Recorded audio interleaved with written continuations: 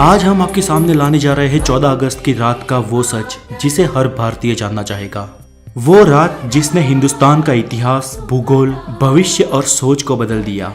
वो रात थी आजादी की रात।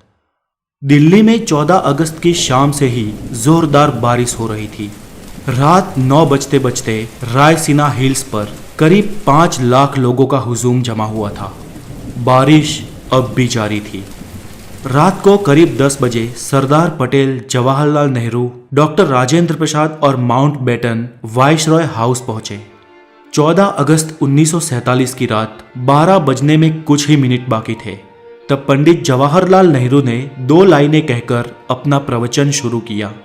Eight the stroke of the midnight hours when the world slept, India will be awake to life and freedom. चंद ही मिनटों में 12 बजे और 15 अगस्त का ये दिन भारत के लिए खुशियां लेकर आया।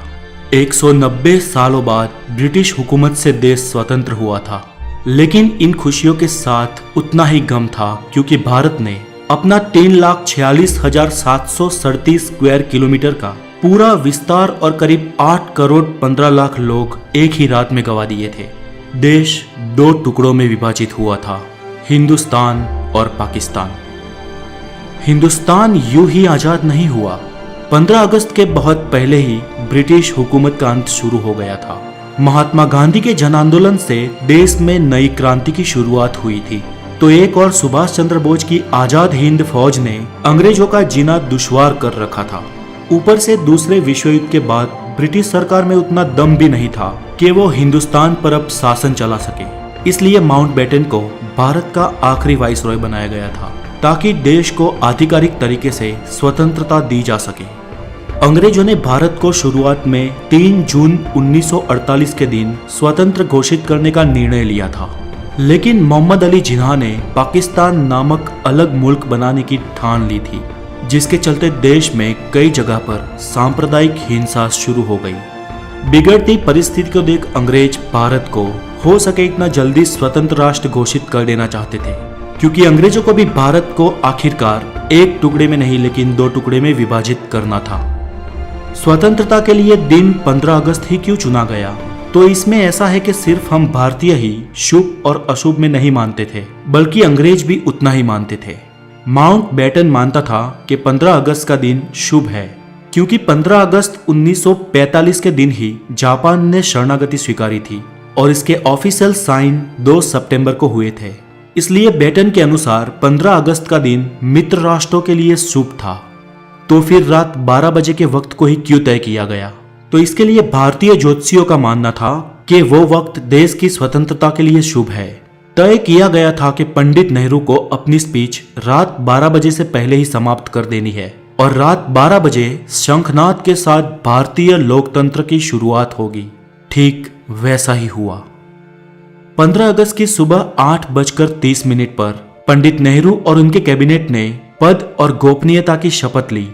रात की लगातार बारिश के बाद सुबह आसमान बिल्कुल साफ था। लोग बेसब्री से इंतजार कर रहे थे आजाद भारत के तिरंगे को लहराते हुए अपनी आंखों से देखने का। देश के तिरंगे को सबसे पहले जवाहरलाल नेहरू ने रात को 12 बजे ही पार्लियामेंट सेंट्रल हॉल में लहराया था और दूसरी बार सुबह 8:30 पर भव्य राष्ट्रध्वज को जनता के सामने ब्रिटिश राष्ट्रध्वज को उतारकर लहराया गया।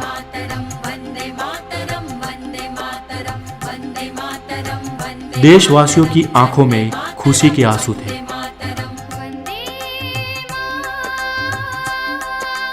आजादी के बाद 15 अगस्त के दिन ही एक साथ अंग्रेजों ने देश को नहीं छोड़ा। आजाद भारत के कुछ आला अफसर भी कुछ समय तक अंग्रेज ही रहे। 1500 ब्रिटिश सैनिकों की पहली टीम 17 अगस्त 1947 के दिन अपने देश रवाना हुई, तो आखिरी टीम 27 अगस्त 1948 के दिन निकली। दोस्तों, ताज्जुब की बात यह कि लुटेरे अंग्रेज हमारे देश के अतिथि बन के आए हो, उस तरह से उन्हें विदा किया गया। उनकी आखिरी फौज ने जब मुंबई के बंदरगाह से विदाई ली, तब जॉर्ज पंचम को विदाई देने वाला गीत बैंड बाजा के साथ बजाया गया। आजादी से 190 साल पहले भी अमीर चंद और मीर जाफर ने रॉबर्ट क्लाइव का ऐसे ही सम्मान के साथ स्वागत किया था।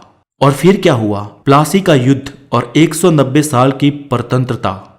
फिर भी हम भारतीय नहीं सुधरे। अतिथि देवो भव के सूत्र को हमने आज भी नहीं छोड़ा। फिर वो अतिथि वाकई देवतुल्य हो या हमें लूटने आया हो।